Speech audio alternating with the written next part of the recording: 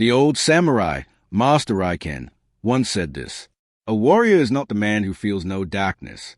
A warrior is the man who walks through it and does not lose himself. But the student who sat before him did not believe it. His name was Eito, a young samurai in training, shaking silently as the evening wind crept through the dojo walls. Outside, a storm rumbled across the mountains, but the storm inside Eito was far louder. He had failed his trial for the third time. He had frozen during combat practice. His sword fell heavy. His breath scattered. His mind collapsed under pressure he couldn't name. And for the first time, he wondered if he was truly meant to become a samurai, or if weakness was simply carved into him. Raiken watched him quietly, brushing dust from an old wooden blade, a training weapon stained by decades of sweat and mistakes. Then he spoke. Eito, tell me what you fear. Eito clenched his fists. I fear I'm not strong enough. I fear my own mind, Master.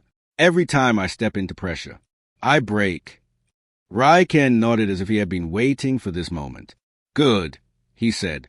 Tonight, you will learn why samurai never lost discipline, not even in their darkest moments. He motioned for Eito to follow him outside. The storm had deepened. Wind whipped through the courtyard. Lantern flames flickered like frightened hearts. Raiken walked slowly, the rain streaking across his old armor. Listen to the storm, he said. Eito frowned. What does the storm have to do with discipline? Raiken stopped, turned, and held Eito's gaze. His voice lowered like thunder beginning to speak.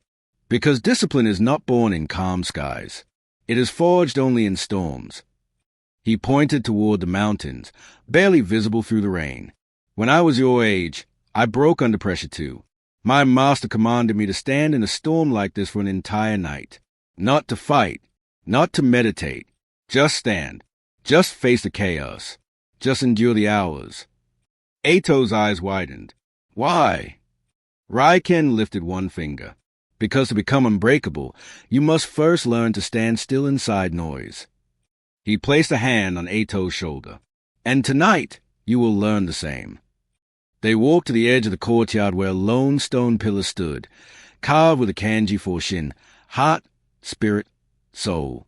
This, Raiken said, is where centuries of warriors came to confront their weakness. Eito swallowed hard. Master, what am I supposed to do? Raiken stepped back, letting the rain pour between them. You will learn the first law of samurai discipline, the one breath command. Master your breath, and you master your mind. Eito waited. Raiken inhaled deeply. Slow, controlled, powerful. Then he released. In battle, your thoughts will betray you. Fear will lie to you. Your past will chase you. But breath. He tapped Eito's chest. Breath is a rope you hold onto when the darkness tries to drag you under. He demonstrated again. One deep inhale, one slow release. This single breath resets the entire mind. It is a blade that cuts panic, confusion, and hesitation. Eito closed his eyes and copied him. At first, his breath shook. Rain stung his face. Wind pushed his body sideways. But slowly, his breath began to deepen. His heartbeat slowed. The storm felt less overwhelming. Raiken finally spoke again. His tone sharpened. The second law of samurai discipline. Look directly at the fear you want to run from. If you refuse to face it, it will own you. Eito opened his eyes. He wasn't trembling anymore. Raiken pointed to the gate. Walk to the edge of the courtyard. Stand where the wind is strongest, and breathe until your mind obeys you again. Eito obeyed. He walked into the storm. Lightning flashed across the sky. The wind roared like a beast trying to swallow him. But this time, Eito didn't break. He breathed.